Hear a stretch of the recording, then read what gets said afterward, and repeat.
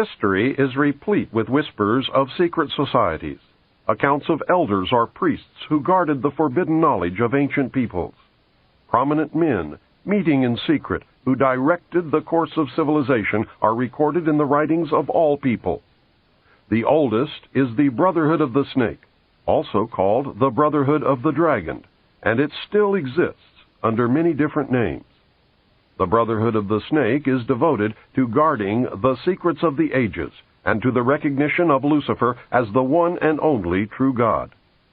If you do not believe in God, Lucifer, or Satan, you must understand that there are great masses of people who do. I do not believe in racism, but millions do, and their beliefs and actions based upon those beliefs will affect me. It is clear that religion has always played a significant role in the course of these organizations. Communication with a higher source, often divine, is a familiar claim in all but a few. The secrets of these groups are thought to be so profound that only a chosen, well-educated few are able to understand and use them. These men use their special knowledge for the benefit of all mankind. At least, that is what they claim. But how are we to know, since their knowledge and actions have been secret? Fortunately, some of it has become public knowledge. Secret societies mirror many facets of ordinary life. There is always an exclusivity of membership, with the resultant importance attached to being or becoming a member. This is found in all human endeavors, even those which are not secret, such as football teams or country clubs.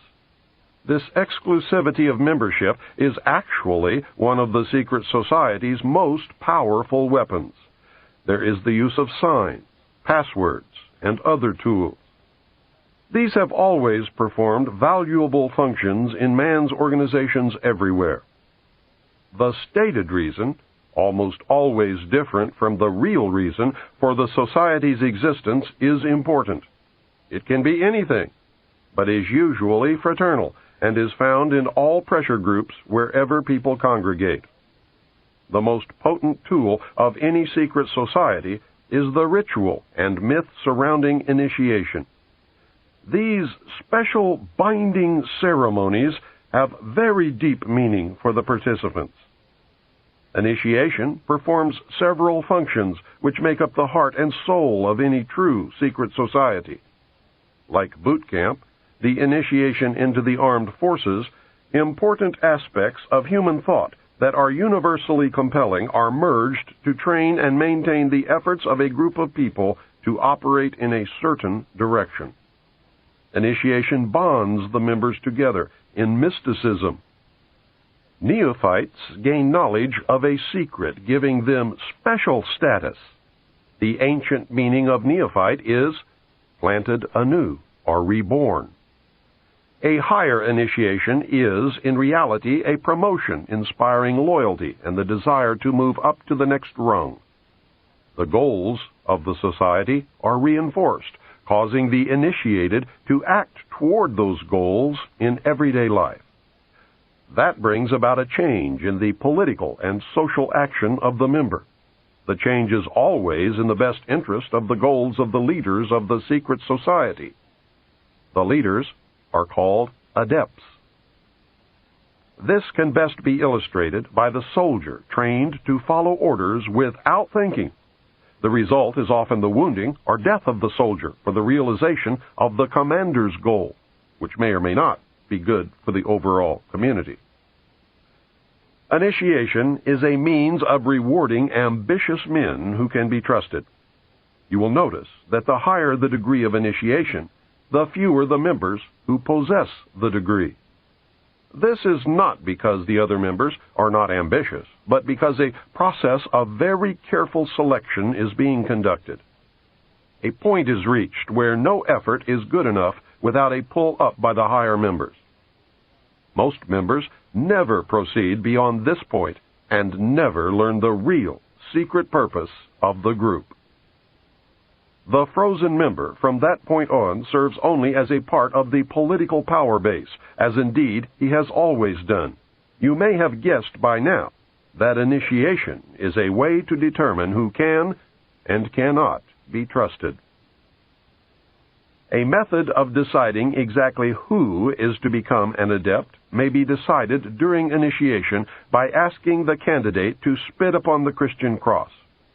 If the candidate refuses, the members congratulate him and tell him, "You have made the right choice, as a true adept would never do such a terrible thing." The newly initiated might find it disconcerting, however, that he or she never advances any higher. If instead the candidate spits upon the cross, he or she has demonstrated a knowledge of one of the mysteries and soon will find him or herself a candidate for the next higher level. The mystery is that religion is but a tool to control the masses. Knowledge or wisdom is their only God, through which man himself will become God. Man's desire to be one of the elect is something that no power on earth has been able to lessen, let alone destroy. It is one of the secrets of secret societies. It is what gives them a political base and lots of clout. Members often vote the same and give each other preference in daily business, legal, and social activities. It is the deepest desire of many to be able to say, "I belong to the elect." The first secret that one must know to even begin to understand the mysteries is that their members believe that there are but few truly mature minds in the world. They believe that those minds belong exclusively to them. The philosophy that follows is the classic secret society view of humanity. When a person of strong intellect is confronted with a problem which calls for the use of reasoning faculties, they keep their poise and attempt to reach a solution by garnering facts bearing upon the question. On the other hand, those who are immature when confronted by the same problem are overwhelmed.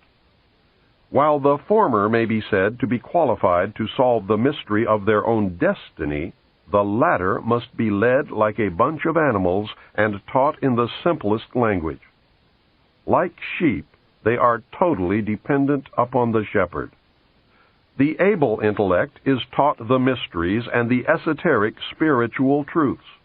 The masses are taught the literal, exoteric interpretations.